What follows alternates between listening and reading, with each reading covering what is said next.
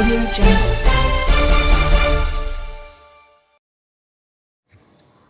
வணக்கம். Hitech news TV செய்திகள்.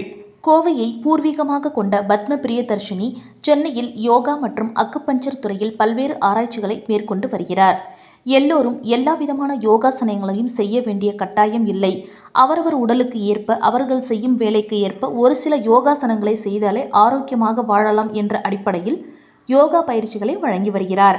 இதற்காக யோகா தத்துவா என்ற யோகா தெரப்பி மையத்தை நடத்தி வரும் இவர் சர்வதேச யோகா தினத்தை முன்னிட்டு செய்தியாளர்களை சந்தித்தார்.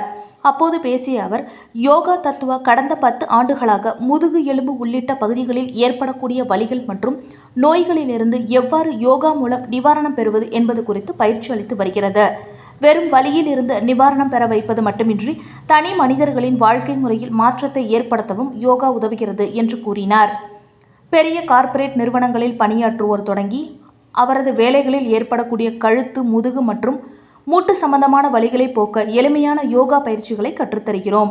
குறிப்பாக தற்போதைய வாழ்க்கை முறை மாற்றங்களால் ஏற்படக்கூடிய சர்க்கரை நோய், உடல் பருமன், இரத்த அழுத்தம் போன்ற நோய்களில் இருந்து விடுபட தினமும் 15 நிமிடங்கள் மட்டுமே செய்யக்கூடிய யோகா பயிற்சிகளை அளிக்கிறோம் என்று தெரிவித்தார்.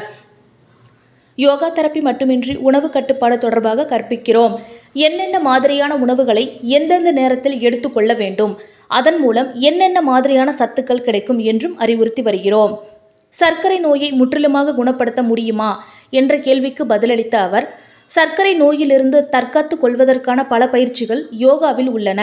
அத்துடன் யோகா தெரப்பி மூலமாக சர்க்கரை நோய்க்கான மருந்துகளை எடுப்பதை குறைக்கவும், அதனால் ஏற்படக்கூடிய பக்க விளைவுகளை தடுக்கவும் யோகா தெரப்பி மூலம் பயிற்சி அளிக்கிறோம் என்று கூறினார்.